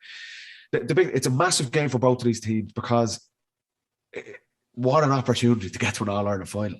What an opportunity. Both teams playing in Division 2 this year in the spring. Yeah. And here they are, one game away from an All-Ireland final. So you never know, do nerves come into it? Anything like that. I just think on the face of it, it'll be a tight game, but I just think Galway, even with Derry's defensive system, I think they have just too much firepower that'll get them over the line here. I just don't think Derry are going to score enough. I think the fact that it's a semi-final is massive for both these teams, as you said. Like, it will play a part mentally because they finally have something to lose. Even that Galway-Armagh game, it was kind of 50-50. There was no real pressure on Galway to definitely win it. Mm-hmm. But now there's an All-Ireland final place at stake. Like, that's massive mentally. Like, there's no bit of baggage for both teams. So if we can win this game, we're going to be in All-Ireland final. And they're like, that's something that might not come around that often. Yeah, it's a massive opportunity for them. It's the one chance they've got. They've got the right side of the draw. Both sides have to go out and just absolutely take that chance. But I'm with Paddy. I fancy Galway just have too much kicking power. I can't see Derry getting that many goals that they've been getting. Galway should have a plan in place to stop that and then hit them on the break with long range shooting. And Conroy didn't even have his shooting boots on as much the last day, so he's gonna want to come up and kick a few points. So no, I've Galway for me. Is Shane Walsh going to go through the same torture he went through with James Morgan last week off the ball? 100%. I would have thought so. Yeah. He has to. Who's going to do that to him this week? Well, in fairness, I was watching the Shane Walsh Morgan matchup, and in fairness to Morgan, he didn't absolutely stick to Shane Walsh all game. He tucked in and he left Shane Walsh out in the wing for a lot of it, which was excellent in terms of stopping Shane Walsh getting shots at the posts in high up positions. But Shane got a lot of ball kind of out the field and took it into those dangerous positions. So it'll be interesting to see what Derry do there. If I was Gallagher, I'd be putting someone absolutely sewn onto Shane Walsh for the whole game. Do not give him a second on his own. And who would that be? Do you think McKaig will go out there? No, I don't think McKaig will go. McKaig will play in. He'll play in the full back. He'll pick up. If Comer's in there, he'll take Comer. Do you think? Or does Rodgers go on Comer? No, I think they'll leave Rodgers come out again.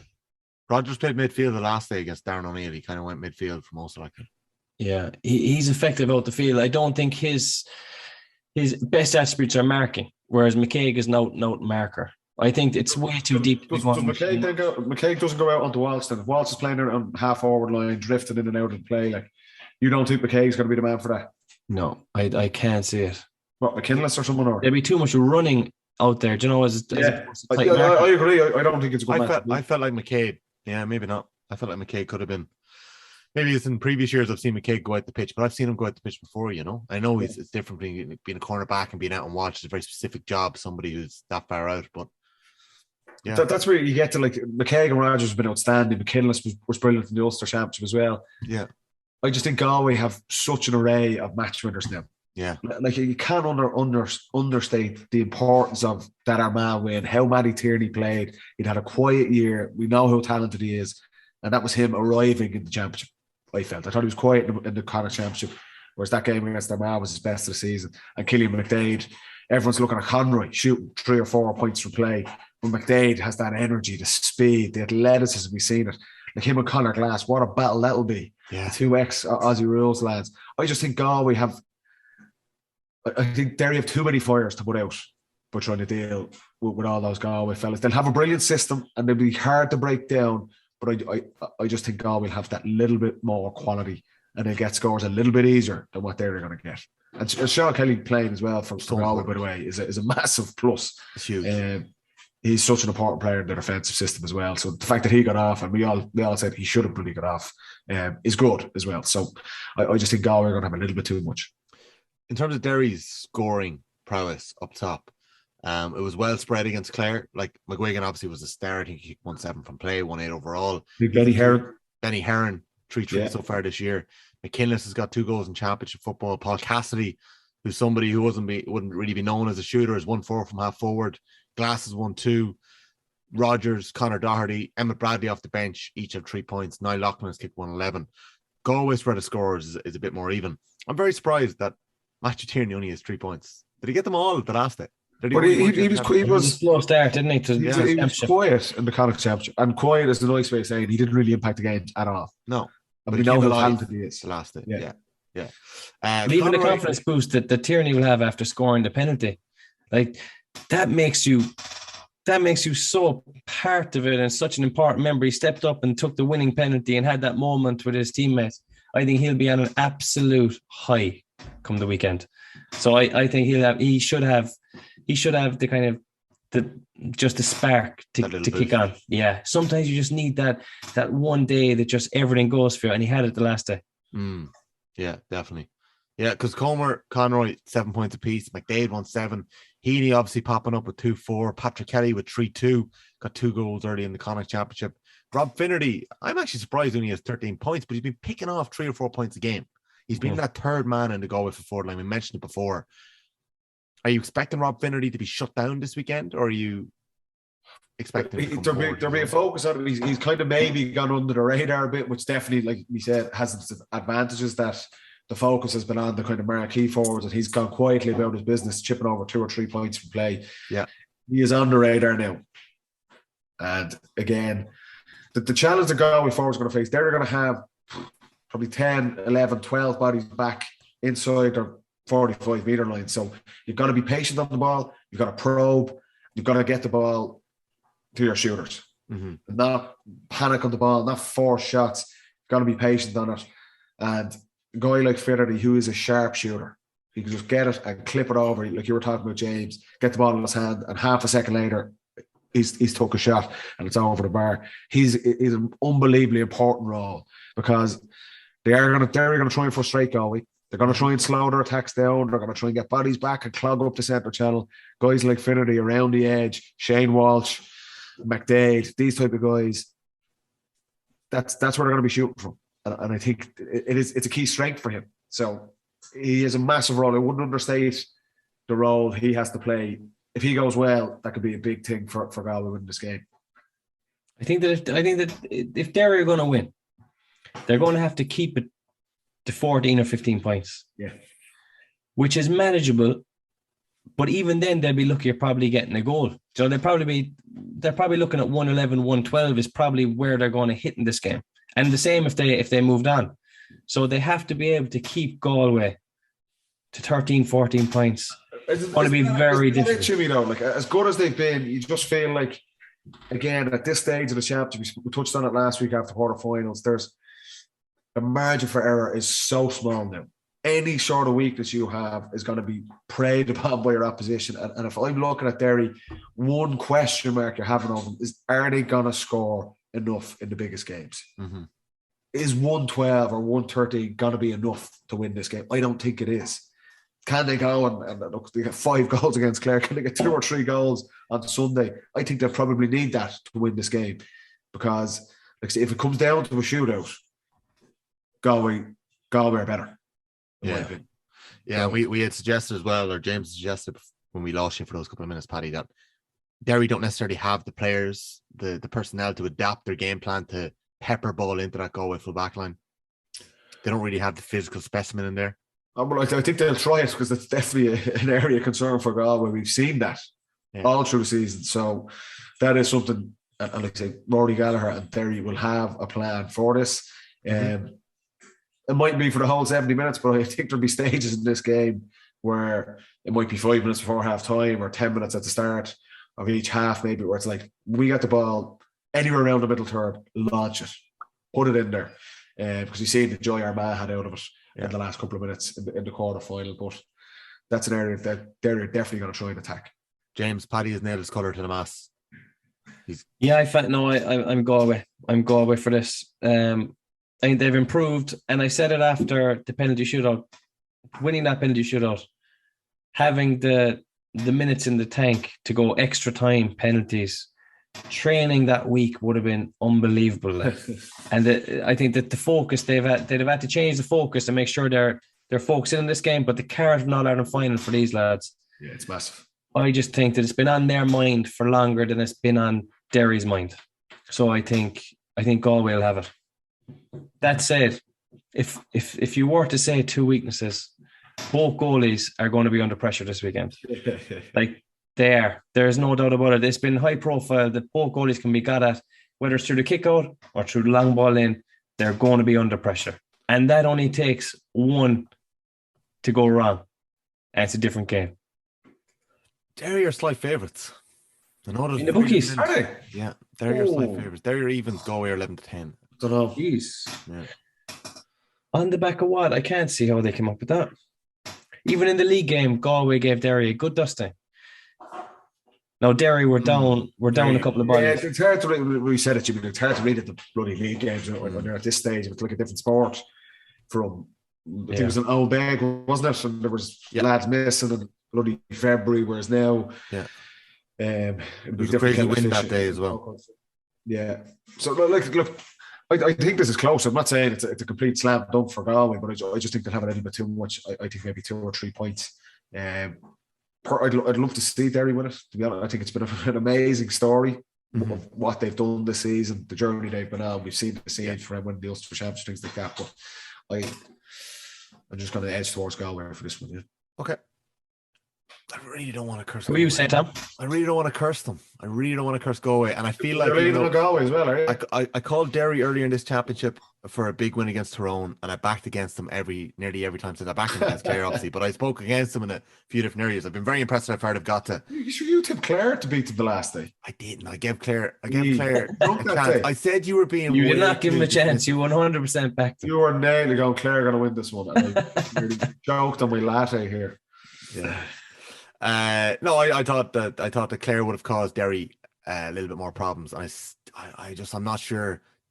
Yeah, I'd have similar questions about Derry's ability to shut Galway down in Croker, the amount of threats they have. So I'm going to slip it on and go Galway. And then let's get the calls for Kerry Dublin. Let's hear it.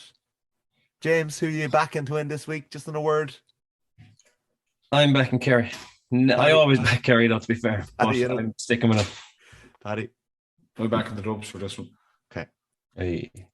No cute. What they got a cute heroism? No gamesmanship. I'm back, and I think Dublin are going to win this one. I think Conor will be playing. I bloody hope he's playing.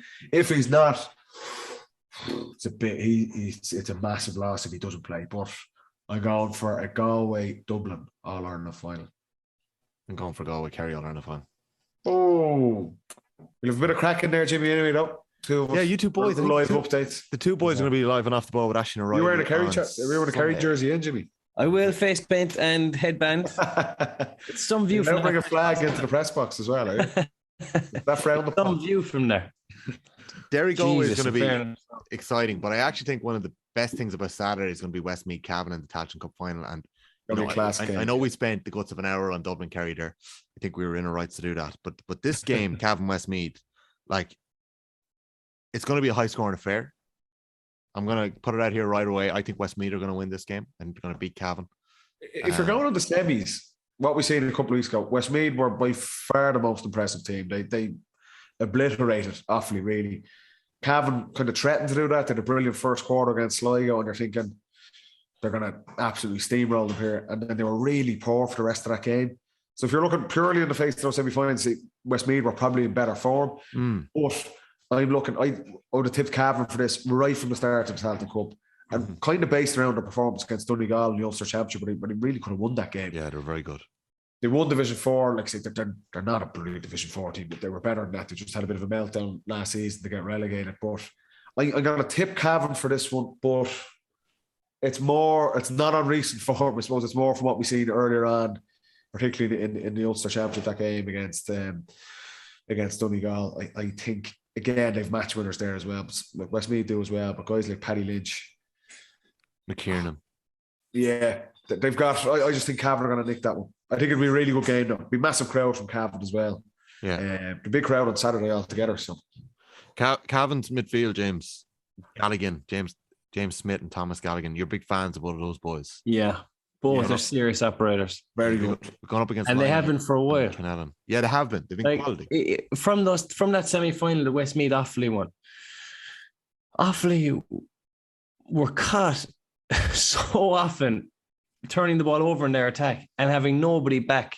And Westmeath just seemed to have legs to burn in the half forward line, half back line, just to absolutely punish. I think the Cavan will be cuter on the ball than Offaly. They won't turn over as much, and they have those shooters, plus a bit of quality around the middle. I think the Westmeath will have less opportunity to break.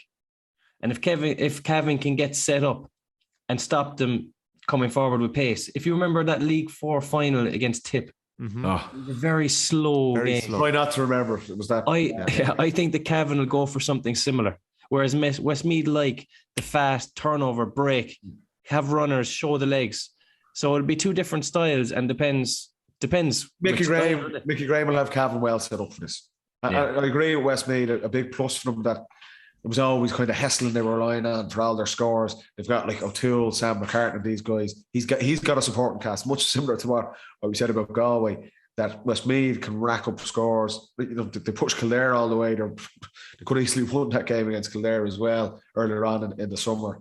And they have been impressive through this Tailteann Cup, particularly that semi-final. But Cavan will ask a lot more tougher questions than Offaly did. And that's why I just think they're street smarts and the match winners. I think Cavan I think they'll nick this one. Okay. Are you going to Westmeath? I call Westmeath from the start. I just thought Westmeath had. Did you go Westmeath right from the get-go, Tommy? Yeah, pretty much. I just thought they were the perfect team for a competition like this. I just think they've been unlucky, like where they've ended up in Leinster again. Like I think they've had a pretty decent side over the 7 or 8 years. Do you know if they'd come up in a Leinster final against anyone other than Dublin in a couple of those years? I think Westmeath probably would have beaten Kildare Meath throughout most of that decade. So I think there's a very good core of a Westmeath team there. That's just where. Who are you going with, Jimmy? I didn't actually see Cavan's semi-final of the Tailteann, so I'm going to go with Westmeath. Spoken like a true analyst. Well, I haven't actually watched any of these games, but no, I didn't see Cavan looked. I put it to you this way: Cavan looked at home in Croker. They had 10 different scores in the first half, lovely scores from play, but Sligo had so many goal chances. They had so many goal chances that day, and they easily. Paddy O'Connor should have had about 5 goals. You know, Niall Murphy comes on in the second half, very direct, stylish, probably a bit more dynamic than John Heston is. Cavan were poor in that game. Yeah, they were poor. Murphy caused serious problems. Yeah, if they play like that again, much me to win this game. But I just think Cavan have an extra gear. And again, it's kind of based off earlier on in the summer, more so than what we seen in Croke Park 2 weeks ago. I think they'll have a massive Cavan. Like they'll about 30,000 Cavan people at this game as well. There'll be a massive plus for them. And do you know what? With the Tailteann Cup, it's been a success. And for teams like Cavan or Westmeath, where say that they're kind of struggling to get wins in the provincial championship, the beauty of the Tailteann Cup is that they have games like this in Croker, height of the summer.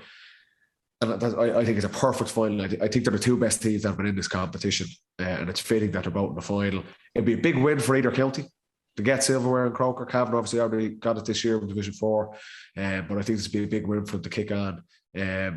That's why I think they'll win by a couple of points. Okay. Whoever wins it will have a long break to kind of be winners. Do you know, like they're going to carry that. Like that'll bring them closer. They'll probably put in an unbelievable winter in terms of training. It'll give them a serious boost for their league next year. Like whoever wins it, I think it's a massive thing to win. Just because of they won't be used to winning silverware. Yeah. Like how much does that bring you on as a group? It'd be unbelievable for them. Carry on, have a great winter in terms of the gym, in terms of your conditioning, and launch into next year. So even for that, huge carrot there. Yeah.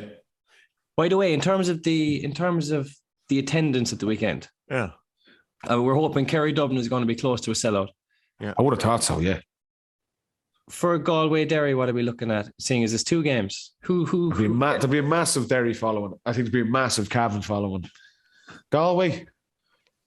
I don't know. I think you're going to get a big Galway following. I just think after the collective experience of what happened with the Armagh game, I think you're going to get a big Galway. It's such an opportunity for both those counties to get hard to predict the attendance. So it's not like Derry are going in against a Kerry or Dublin where they're going to be up against it to win. It's so tight to call. It's a massive opportunity for both those counties.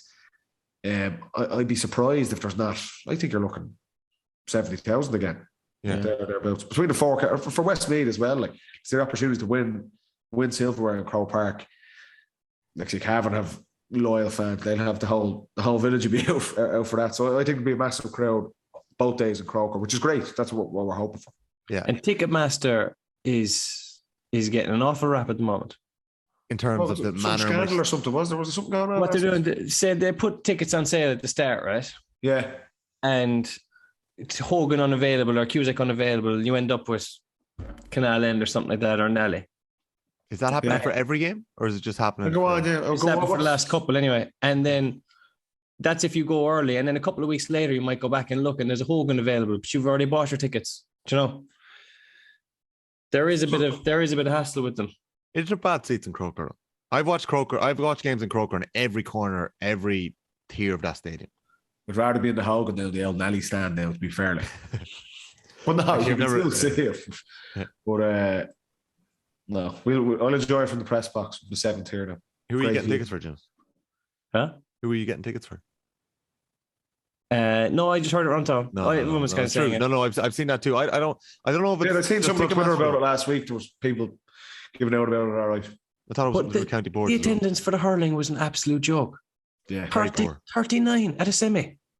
Yeah. That they should be sanctioned over that. Kilkenny lads are like you lads, Jimmy. They only go to the finals. Yeah. Well, hopefully they're massive crowds. They don't exactly have that far to go.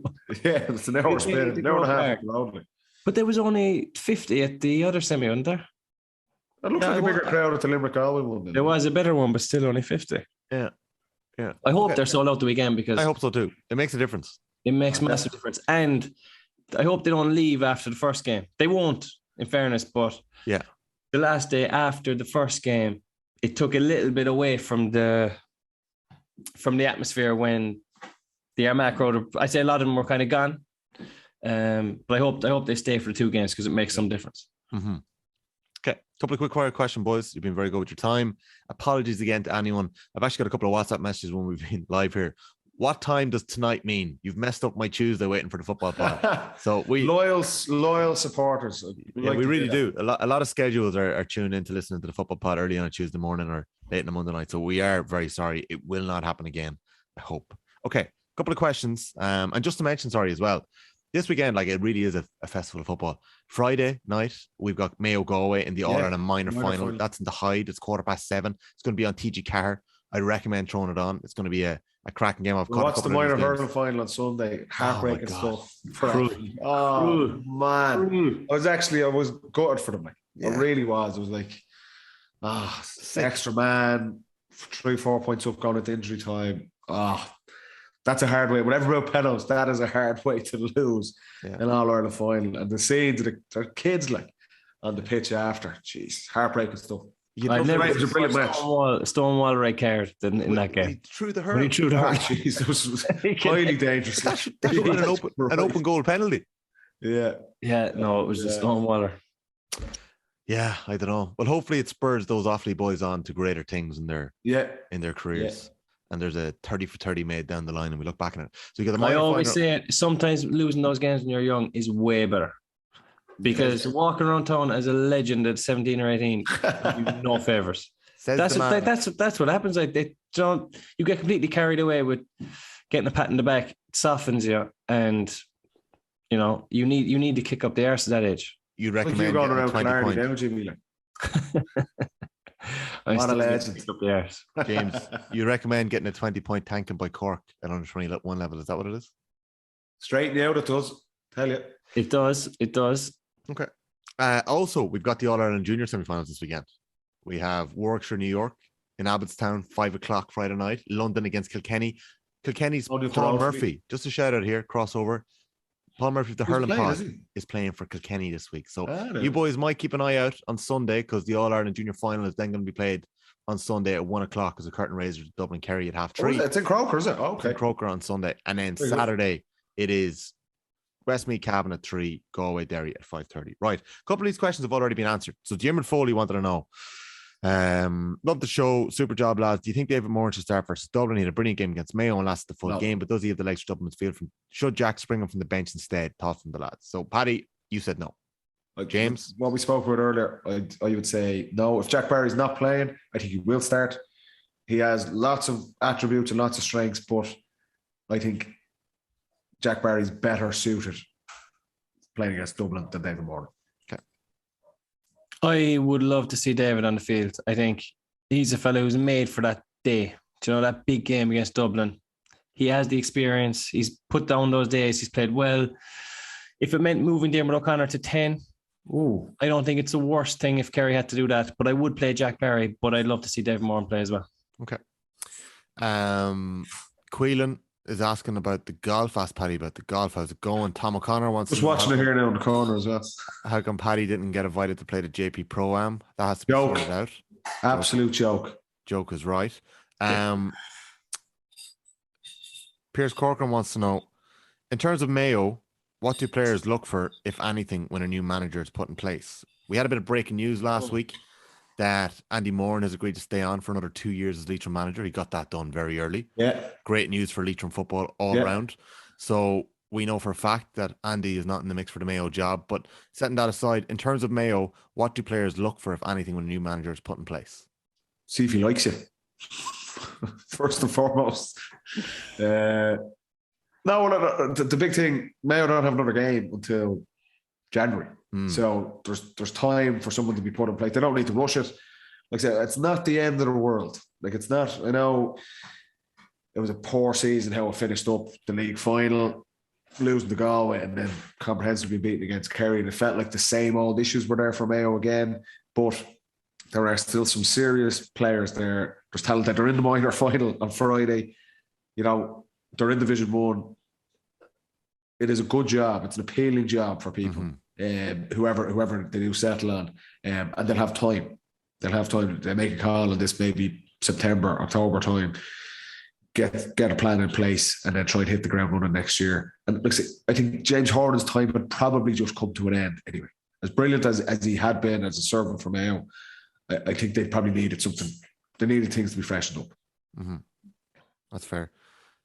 James, did you ever get involved in any managerial calls? Were you ever in the background there? Lads, we have to get rid of him. Yeah, we're bobbing about like Chelsea there, office politics. What I would say is, if a new manager's going in, if he can lay down an unbelievable first impression that everyone goes, whoa, this is different, this is new, this is exciting, and have a good winter at it like that. Whereas if you go in, it's more the same, or he doesn't shake things up enough, it could be a bit of a downer. Not a downer, but you just don't take the advantage of the change. I think go in there and shake it up and see if you can do something different. I can't wait to see who they appoint. It's going to be, it's a massive appointment for them. And for whoever gets it. It's an unbelievable opportunity. It's huge. I think will they go outside county? I don't think so. I don't know, actually. Who's in the mix for it, Tommy? I know it was straight away, obviously Andy would have been mentioned around it, but do you know of anyone who's in the mix for? I will get. There's a couple of club managers in the mix. Dempsey. Aidan O'Shea, player manager. In the mix. I don't know. What do you think? I don't think so. Jimmy Sloyne. Yesterday now. Lovely chatting. Jimmy Sloyne is in the mix, I think. Your man Tim, what's his name, was actually 200 to 1 in Paddy Ford last time. I'm actually looking for the fundraising guy. Yeah. I'm looking for the specials here now. Yeah, I'd give it to him. I'm just wondering. Yeah, there's a couple. Look, there's plenty of people in Mayo who definitely would put their hands up, I'd say, and it would be the ultimate insult if they went outside the county, I suppose, would it? It's just not done. I just don't think they're going to do it. Like, what did you make of the way Cork did business this week? Kieran Kingston steps down and bang, 24 hours later, Pat Ryan is announced as a new hurling manager on a 3-year deal. It was done so quickly. Like, in Meath, there's a very good committee at the minute who are working away in it. And we've what's had the murmurs on Meath, Tommy? What's very few. There's 3 very smart people involved in making the decisions at the minute. And I'm looking forward to hearing who they come up with. Very little has come out so far. I know that Bernard Flynn was proposed by one of the clubs. I'm not sure who he had in the mix with him. Hadn't heard of any other managerial propositions apart from that. He can't give any players to the 20s anyway after his stint. Or I'll have to give them all to the 20s, actually. Yeah, give it up. Yeah, different squad in the league. He walked from the 20s, didn't he? He did. Yeah. He did walk from the 20s. There was a fallout over he took the captain. Players. Yeah. So, yeah, that'll be interesting to see what happens to me. There's a question. We don't want to talk about that, obviously. Davy Burke from Meath or Monaghan. Get Banty back down for a second. Banty's gone too. Like, there's big jobs in the mix here in the football, lads. It's another big winter. There was 9 jobs last year. There's going to be 5 or 6. So it's Down, Meath, Monaghan, Mayo. We're definitely forgetting 1 or 2 as well. Antrim is there. There's one. McGinley is obviously Leash. left. Are you right saying Leash? No, Leash. Have Billy Sheenson and Leash. Billy Sheenson and Leash. Yeah. There's still. So there's a few jobs. Like, we throw our name in the half round, lads, are we? As a collective. Yeah. Now, we have a couple of questions in here. Is it late because Tommy's hanging? Is the pod late because Paddy was playing golf? No, the pod is late because collectively we all let the side down. So we're all hanging today, lads. Last question. Low energy pod here from Trolltime. I better now wrap it up, and I better get the pod up so people can have a listen. Yeah. Lads, last one. Is it worth bringing back the Railway Cup for the autumn-winter period? I never played it. I wouldn't. I don't think it's on agendas at the moment. There's no week free anyway. Did either of you play it? No. You can't shorten the inter-county season for the clubs and then bring back another competition in the middle of the club season. I was actually meant to play it one time and I broke my wrist like the week before it. So no, I never played it. Look, it was a great competition traditionally, but I just don't think there's been an appetite for it for years. Yeah. So I don't think that's going to happen. There's too many important things to mention. You're trying to fit in. We were talking last week about guys being absolutely flogged and trying to fit the Sigerson in, trying to fix the 20s in, the 17s. Right in the middle of the club season, then you're not going to put in a Railway Cup. Yeah. Like even down here, right? The East Kerry Championship, the O'Donoghue Cup, is massive, right? That's only a small divisional tournament that's run over 5 or 6 weeks. Yeah. But you wouldn't even tog out the week before that, just to make sure you're right. So that you're ruling out 6 weeks there, just on a divisional competition. Never mind your county leagues, your county championships, your club championships, your intermediates. Do you know? There's no time for all that stuff anymore to actually take it seriously. Yeah, we'll have to come back to it a couple of years and everything's fixed and the structure fixed. Yeah. Okay. Buried the all lead, before lads. you walk. We had big news last week as well. The football pod is going on the road once more. We had a great time in Castlebar at the end of May. We are confirmed that we are going to have our second ever live road show on Thursday, the 14th of July, about 9 days before the All-Ireland Senior Football Final, 4 days after the All-Ireland semi-finals. So it's Thursday week. It's in the Kilmacud Crokes Clubhouse. Yeah. Tickets have been flying out the gap. There's still a few left, we'll say. We're going to give away a couple in competition as well. And if you have any family, Paddy, going, I can sort you out. Well, I have a few lads going, all right. It's yeah. We'll see. Right. So if anyone hasn't bought them yet, snap them up because Paddy is bringing the whole clan. James, anyone coming up from Kerry for it? I might bring up one or two. Okay. Sounds good. All right. Are you looking forward to it? Getting back out again on the road? Can't wait.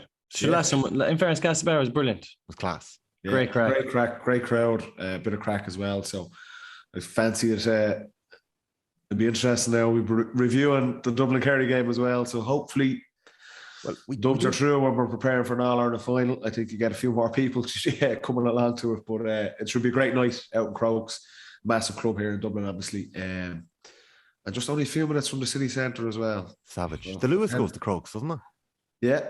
Out in Stillorgan there. So the free 10 train. minutes you'll be in town. The free train, James. We go crack now. Jamie, book the Friday off work. Yeah. We had that trouble the next day. We all at work the next day. Driving home at 6 a.m. now. We'll be tricky enough. Anyway, that'll be good.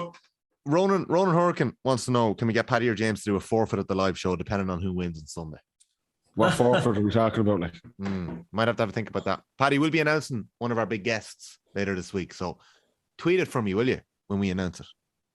Oh, really? I always try and tweet. Yeah, I know you do. Yeah, but it'll be big news. So we're looking forward to announcing that.